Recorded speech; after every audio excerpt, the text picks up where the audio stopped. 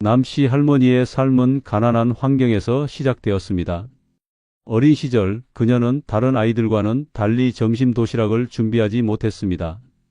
대신 수돗물로 배를 채우며 점심시간에 잠을 자는 척해야 했습니다.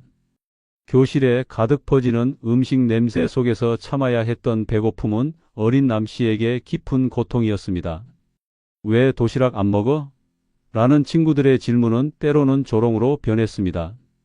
그녀는 점점 학교 가기가 싫어졌고 학년이 올라갈수록 남씨를 놀리는 친구들은 더 늘어났습니다. 이렇듯 가난이 남씨를 괴롭혔고 그녀는 국민학교를 졸업한 뒤 곧바로 일을 시작해야 했습니다. 남씨는 타지에서 먼저 일을 하던 언니를 찾아갔습니다. 언니와 함께 지내는 동안 그녀는 가정을 위해 돈을 벌어 집으로 보냈습니다. 하지만 얼마 지나지 않아 언니는 결혼을 하며 다른 지역으로 떠나버렸습니다. 남씨는 다시 혼자 남겨졌지만 포기하지 않았습니다. 그녀는 그곳에서 계속 일하며 돈을 모았고 홀로 서기에 익숙해졌습니다. 시간이 흘러 남씨는 중매를 통해 남편을 만나게 되었습니다. 그 당시 그녀는 어느 정도 돈을 모은 상태였고 결혼을 통해 안정적인 삶을 꾸리고 싶어 했습니다. 그러나 그녀가 만난 남편과의 결혼 생활은 예상했던 것과는 전혀 달랐습니다. 남씨의 남편은 교사였지만 집에서는 교사답지 않은 행동을 보였습니다. 그는 가부장적이고 권위적인 태도로 남씨를 하대하기 일쑤였습니다. 그뿐만 아니라 시어머니는 항상 남씨를 통제하려 했습니다. 내가 이런 좋은 직업 가진 남자를 만난 게 하늘의 별 따기야. 알아서 잘해야지 라며 그녀를 압박했습니다. 남씨는 남편과 아이를 갖고 싶어 했지만 임신이 쉽지 않았습니다. 문제는 남편의 건강 상태가 좋지 않다는 점이었지만 시어머니와 남편은 모든 책임을 남씨에게 돌렸습니다. 내가 문제야 라는 말에 남씨는 억울함을 삼킬 수밖에 없었습니다. 그러던 어느 날 남씨는 집에 돌아오다 시어머니와 남편이 방에서 대화를 나누는 소리를 듣게 되었습니다. 그 내용은 남씨와의 이혼을 계획하며 새 신부를 찾는 것이었습니다. 그 순간 남씨는 자신이 더 이상 이 집에서 존중받지 못한다는 사실을 깨달았습니다. 남씨는 큰 배신감을 느꼈지만 이혼을 받아들이기로 결심했습니다. 당시 가정주부의 기여가 제대로 인정받지 못하던 시절이라 위자료를 받기도 어려웠습니다. 그녀는 자신의 물건을 하나도 남기지 않고 챙기며 집을 떠났습니다. 이건 내가 산 거잖아요. 라며 남씨가 챙긴 물건들로 집은 텅 비어버렸습니다. 남편과 시어머니는 당황했지만 남씨는 냉정했습니다. 남씨는 작은 방 하나를 구해 홀로 서기를 시작했습니다. 이미 혼자 살아본 경험이 있었던 그녀는 좌절하지 않았습니다. 그녀는 다시 일자리를 찾으며 경제적 독립을 위해 노력했습니다. 이혼 후에도 주변의 시선과 편견을 이겨내며 하루하루를 살아갔습니다. 남씨의 어린 시절부터 첫 결혼과 이혼까지의 여정은 고난의 연속이었지만 그녀는 그 모든 것을 묵묵히 견뎌냈습니다. 그녀의 마음속에는 단 하나의 결심이 있었습니다. 더 이상 누구에게도 휘둘리지 않고 자신의 삶을 스스로 개척하겠다는 의지였습니다.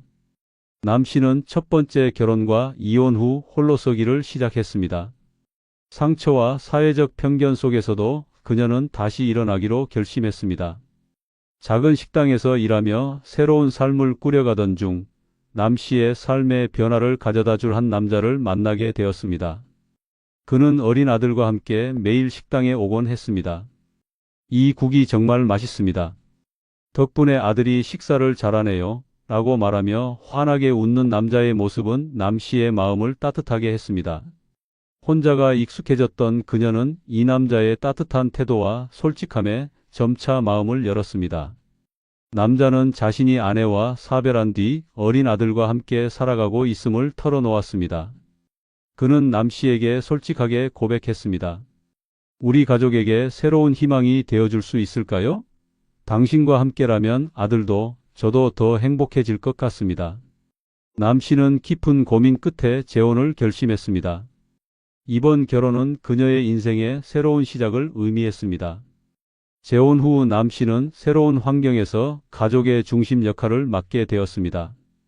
남편의 아들은 사춘기를 맞이한 중학생이었습니다. 처음에 그는 남 씨를 아줌마라고 부르며 거리감을 두었습니다. 남 씨는 그런 아들의 태도를 이해하려 했고 조금씩 다가가기 위해 노력했습니다. 도훈아, 이건 내가 좋아한다고 해서 특별히 만든 거야. 많이 먹어라고 말하며 아들에게 다가가려 했지만 아들은 대충 먹겠다고 말하며 벽을 세웠습니다. 그럼에도 남 씨는 포기하지 않았습니다. 그녀는 매일 아들과 대화를 시도했고 그의 고민을 경청하며 어머니로서의 역할을 다하려 했습니다. 그 과정은 쉽지 않았지만 시간이 지나며 변화가 찾아왔습니다. 어느 날 아들은 무심코 남 씨에게 고마움을 표현했습니다. 엄마 아니 아줌마. 저 고맙습니다. 그 말을 듣는 순간 남 씨는 눈물이 날 뻔했습니다. 그녀는 진정으로 아들의 어머니가 되어가고 있음을 느꼈습니다. 이 관계를 더욱 깊고 진실되게 만들겠다는 다짐으로 그녀는 더욱 노력했습니다. 그러나 행복은 오래가지 않았습니다. 남 씨의 남편은 사업 확장으로 인한 스트레스로 건강이 악화되기 시작했습니다.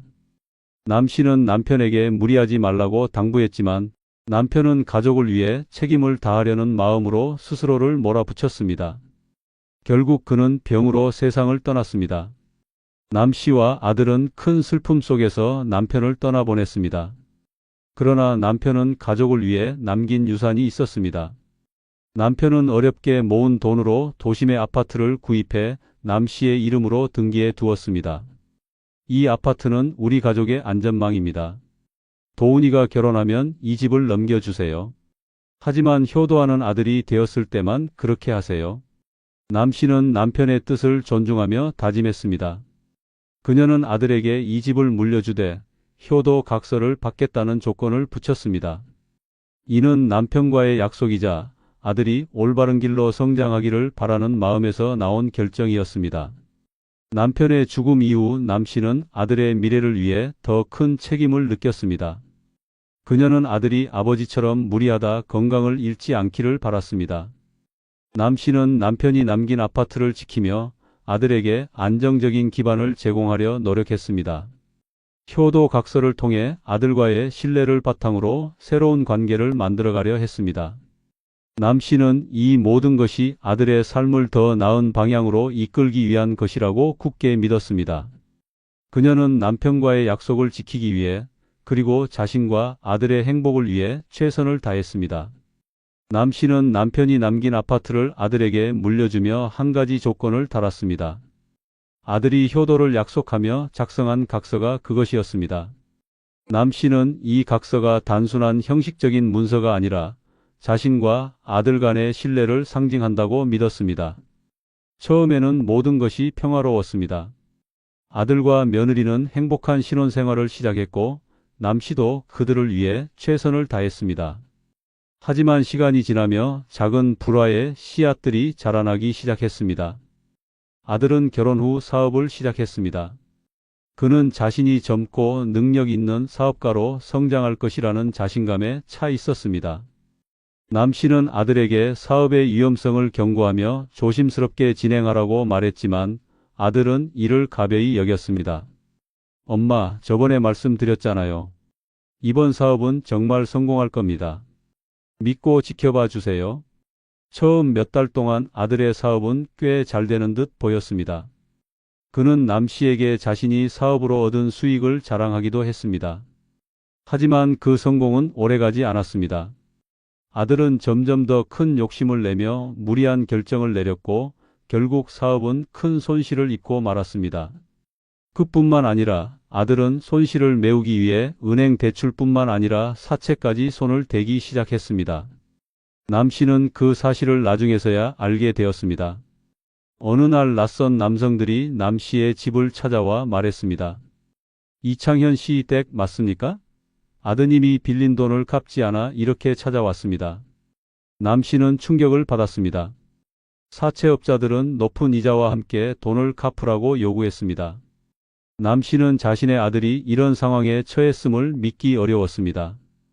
결국 남 씨는 사채업자들에게 돈을 대신 갚아주며 아들에게 다시는 이런 일이 반복되지 않도록 경고했습니다. 창현아, 내가 어떻게 나한테 이런 걱정을 끼칠 수 있니? 다시는 이런 일을 하지 말아라. 아들은 잠시 반성하는 듯 보였지만 그의 태도는 오래가지 않았습니다. 사업 실패 후 아들은 직장을 구하지 않고 다시 사업을 재기하려 했습니다. 이 과정에서 며느리도 아들을 적극적으로 지지하며 남 씨에게 무리한 요구를 하기 시작했습니다. 어머님, 이번에 창현이가 다시 사업을 시작하려고 하는데요. 이번에는 정말 잘 될 거라고 확신합니다. 그런데요, 아파트를 담보로 대출을 좀 받을 수 있을까요? 남 씨는 며느리의 말을 듣고 눈살을 찌푸렸습니다. 아들에게 아파트를 물려줄 때 담보 대출을 금지한다는 각서에 명시된 조건을 분명히 기억하고 있었습니다. 아니야. 그건 약속을 어기는 거야. 내 아버지가 남긴 집을 그런 식으로 사용할 수는 없어. 며느리는 더욱 설득하려 했습니다. 어머님, 지금 이 집값이 많이 올랐잖아요. 이렇게 좋은 기회를 놓치면 나중에 더 큰 손실을 볼 수도 있어요. 하지만 남 씨는 단호했습니다. 그럴수록 더 지켜야지. 집값이 오른다는 건 내가 더 큰 책임감을 가져야 한다는 뜻이야. 아들은 며느리와 함께 남 씨를 설득하려 했지만 남 씨의 단호한 태도에 실패하고 말았습니다. 남 씨는 아들과 며느리의 무리한 요구에 큰 실망을 느꼈습니다. 자신이 아들에게 베푼 모든 것이 무의미하게 느껴졌습니다. 그녀는 자신이 지금까지 아들을 위해 해온 모든 노력이 헛되이 돌아가고 있다고 생각했습니다. 창현아, 내가 너한테 어떻게 해줬는데 내가 이러니? 내 아버지가 내 미래를 위해 남긴 걸 이렇게 쉽게 날려버리겠다는 거니? 아들은 어머니의 말에 반박하려 했지만 남 씨는 그의 말을 듣지 않았습니다. 그녀는 이번 일을 계기로 더 이상 아들의 무리한 요구에 응하지 않기로 결심했습니다. 이번에는 절대 안 돼. 내가 진정으로 책임질 수 있는 사람이 될 때까지 더 이상 내 말을 들어줄 수 없어. 아들은 어머니의 단호한 태도에 불만을 품었지만 남 씨는 흔들리지 않았습니다. 이 사건은 남 씨가 아들 부부와의 관계에서 처음으로 자신의 의사를 강하게 표현한 순간이었습니다. 그녀는 아들의 요구를 거절하며 자신이 지켜야 할 선을 분명히 했습니다. 남 씨와 아들 간의 갈등은 시간이 지나며 점차 심화되었습니다. 남 씨는 아들의 사업 실패와 무리한 요구에도 참고 견뎠지만 아들은 남 씨의 거절을 점점 못마땅하게 여기기 시작했습니다. 그러던 어느 날 남 씨는 아들이 자신을 집에 접근하지 못하도록 법적 조치를 취했다는 소식을 듣게 되었습니다. 남 씨는 아들 집의 비밀번호가 갑작스럽게 바뀐 것을 알아차렸습니다. 남 씨는 의아한 마음에 아들에게 전화를 걸었지만 아들은 핑계를 대며 비밀번호를 알려주지 않았습니다. 그러다 남 씨는 더 충격적인 사실을 알게 되었습니다.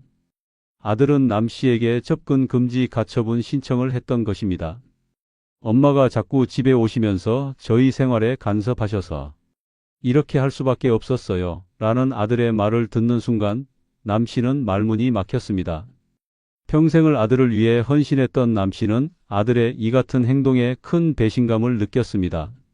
남 씨는 아들의 행동이 며느리의 조언에서 비롯되었음을 직감했습니다. 아들은 며느리와 함께 남 씨를 완전히 소외시키려 했던 것입니다. 접근 금지 조치로 인해 남 씨는 아들의 집 주변에도 가지 못하게 되었고 전화나 메시지조차 할 수 없게 되었습니다. 남 씨는 아들의 배신에 좌절하지 않았습니다. 그녀는 자신이 아들에게 물려준 아파트의 명의를 되찾기로 결심했습니다. 남 씨는 변호사를 찾아가 상담을 받으며 아들과의 소송을 준비하기 시작했습니다. 제가 아들에게 집을 물려줄 때 효도 각서를 작성했습니다. 하지만 아들은 그 약속을 어겼습니다. 제가 다시 그 집을 가져올 수 있을까요? 변호사는 남 씨의 상황을 듣고 가능성이 있다고 판단했습니다. 남 씨는 아들에게 효도를 강요한 것이 아니라 상호 합의된 조건이었음을 증명하기 위해 자료를 모으기 시작했습니다. 그녀는 아들과의 문자 메시지, 통화 기록, 그리고 접근 금지 조치를 받게 된 이후의 상황을 상세히 정리했습니다. 남 씨는 그동안 아들에게 베풀었던 모든 것을 떠올리며 증거를 준비했습니다. 그녀는 효도 각서를 작성하던 날의 기억을 되짚으며 아들의 서명이 담긴 원본을 변호사에게 전달했습니다. 소송이 시작되자 아들은 자신의 입장을 변호하기 위해 변호사를 고용했습니다. 아들은 남 씨가 자신에게 과도한 간섭을 했으며 며느리와 자신의 가정을 존중하지 않았다고 주장했습니다. 그러나 남 씨는 아들이 약속을 어기고 집을 담보로 대출을 시도하려 했던 사실, 그리고 효도 각서를 무시한 행동들을 법정에서 조목조목 반박했습니다. 법정에서는 남 씨가 제출한 각종 증거들이 중요한 역할을 했습니다. 아들과 나눈 문자 기록에는 남 씨가 아들에게 집을 물려준 조건과 그 조건을 어기지 말라는 경고가 명확히 드러나 있었습니다. 또한 아들의 접근 금지 조치가 부당하다는 점도 입증되었습니다. 판사는 남 씨의 주장을 받아들였고 효도 각서의 법적 유효성을 인정했습니다. 판결문에서는 아들이 효도 각서를 위반했으며 남 씨가 아파트 명의를 다시 가져올 권리가 있다고 명시되었습니다. 법원의 판결로 아파트의 명의는 다시 남 씨에게 돌아왔습니다. 남 씨는 아들에게 큰 실망을 느꼈지만 그를 집에서 바로 내쫓지 않았습니다. 대신 그녀는 아들에게 마지막 경고를 남겼습니다. 내가 이 집을 팔아버릴 수도 있다는 걸 잊지 마라. 내가 다시는 선을 넘지 않길 바란다. 그러나 아들은 여전히 자신의 행동을 후회하지 않는 듯 보였습니다. 그는 남 씨의 말을 무시하며 장인 장모의 도움을 받겠다고 선언했습니다. 남 씨는 그런 아들을 보며 마음을 정리하기로 결심했습니다. 그녀는 더 이상 아들에게 기대를 걸지 않기로 했습니다. 대신 자신을 위해 남은 삶을 살아가기로 다짐했습니다. 남 씨는 아파트를 유지하며 자신의 행복을 찾기 위한 새로운 계획을 세웠습니다. 남 씨와 아들의 소송은 그녀의 삶에 큰 변화를 가져왔습니다. 그녀는 그동안 누군가를 위해 살았던 자신의 삶을 돌아보며 이제는 자신만을 위한 삶을 선택하기로 했습니다. 아들과 며느리는 판결 이후 남 씨를 찾아왔습니다. 아들은 남 씨에게 명의를 다시 돌려달라고 요청하며 효도 각서를 다시 작성하겠다고 했습니다.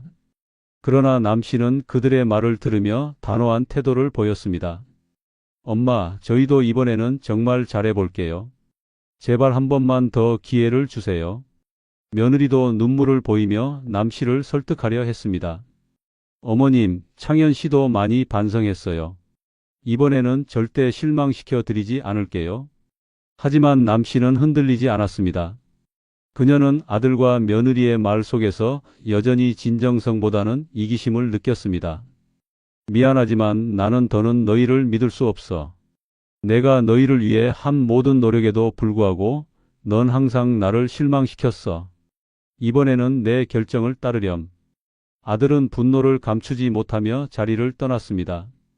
남 씨는 눈물이 나올 것 같았지만 참아냈습니다. 그녀는 그동안 아들을 위해 했던 모든 것이 더는 의미가 없음을 깨달았습니다. 남 씨는 아파트를 매각하기로 결심했습니다. 그녀는 아파트를 가장 좋은 조건으로 팔고 오랜 시간 꿈꿔왔던 조용하고 평화로운 지역으로 이사했습니다. 그녀가 선택한 곳은 언니가 살고 있는 소도시였습니다. 이 지역은 자연경관이 아름답고 사람들의 마음이 따뜻했습니다. 남 씨는 이곳에서 새로운 삶을 시작하기로 했습니다. 그녀는 작은 집을 구입해 아늑하게 꾸미고 이전에는 하지 못했던 취미 생활을 시작했습니다. 그림을 그리고 독서를 하며 시간을 보냈습니다. 새로운 이웃들과도 금방 친해졌습니다. 그들은 남 씨를 환대하며 그녀에게 새로운 가족 같은 존재가 되었습니다. 남 씨는 이곳에서 언니와 자주 만났습니다. 언니는 남 씨를 따뜻하게 맞아주며 과거의 고난을 함께 회상했습니다. 내가 이제야 이렇게 편안해 보여서 정말 다행이야. 너무 고생 많았어. 남 씨는 언니의 말을 들으며 오랜만에 마음이 평온해지는 것을 느꼈습니다. 그녀는 이제야 자신만의 삶을 찾았다는 확신이 들었습니다. 남 씨는 이사를 한 후 아들과의 연락을 끊었습니다. 그러나 그녀는 언젠가 아들이 진정으로 자신을 이해하고 찾아올 날이 올 것이라고 믿었습니다. 몇 달이 지나고 아들은 장모의 도움을 받아 새로운 직장을 구하며 조용히 살아가고 있었습니다. 아들은 남 씨에게 연락을 시도했지만 남 씨는 답하지 않았습니다. 그녀는 아들이 스스로 자신의 삶을 정리할 시간을 주기로 했습니다. 한 해가 지나고 아들은 어머니를 만나기 위해 직접 새로운 집을 찾아왔습니다. 아들은 남 씨에게 진심 어린 사과를 전하며 말했습니다. 엄마, 제가 너무 어리석었습니다. 그동안 엄마를 제대로 이해하지 못해서 죄송합니다. 남 씨는 아들의 진심을 느꼈지만 과거의 상처가 쉽게 아물지 않았음을 깨달았습니다. 그녀는 아들에게 이렇게 말했습니다. 창현아, 너의 사과를 받아들이해. 하지만 우리의 관계를 다시 회복하는 데는 시간이 필요할 거야. 이제는 내가 스스로의 삶을 바로잡는 모습을 보여줬으면 좋겠구나. 남 씨는 자신의 삶을 돌아보며 많은 생각을 했습니다. 그녀는 가족을 위해 모든 것을 헌신했던 과거와 그 과정에서 잃어버렸던 자신의 행복을 떠올렸습니다. 그녀는 이제야 비로소 자신의 행복이 무엇인지 깨닫게 되었습니다. 그녀는 매일 아침 일찍 일어나 정원을 가꾸며 하루를 시작했습니다. 이웃들과 함께하는 시간은 그녀에게 큰 위로와 기쁨이 되었습니다. 언니와 함께하는 소소한 일상은 그녀를 다시 웃게 만들었습니다. 내가 이렇게 행복해질 줄은 몰랐어. 결국 나를 위해 사는 게 가장 중요한 일이었어.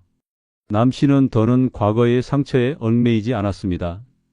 그녀는 스스로의 선택을 존중하며 자신의 삶을 사랑하기 시작했습니다. 갈등 속에서도 자신만의 평화를 찾은 그녀의 모습은 모든 어려움을 이겨낸 사람만이 얻을 수 있는 진정한 행복의 모습이었습니다. 그녀는 아들과의 관계가 언젠가 더 나아질 수 있을 거라는 희망을 품었지만 그것이 자신의 행복의 전부는 아니라는 것을 깨달았습니다. 남 씨는 자신의 삶에서 얻은 교훈을 바탕으로 남은 날들을 평온하게 보내기로 했습니다. 그렇게 아들의 마음을 돌리려는 것보다 자신의 행복을 찾아 거처를 옮긴 남 씨의 선택도 잘한 행동이라는 생각이 들기도 합니다. 여러분의 생각은 어떠신가요? 여러분이 만약 주인공 남 씨라면 오늘 이야기 속 아들처럼 내가 해준 집에 오지도 못하게 접근 금지 신청을 해놓는다면 어떻게 대처하실 것 같으신가요? 남 씨 할머니가 잘했다는 생각이 드시나요? 남 씨가 아들과의 갈등 속에서도 자신의 행복을 찾아 거처를 옮긴 선택이 옳았다고 생각하시나요? 여러분이라면 비슷한 상황에서 어떻게 대처하셨을까요? 여러분의 생각을 자유롭게 나눠주세요.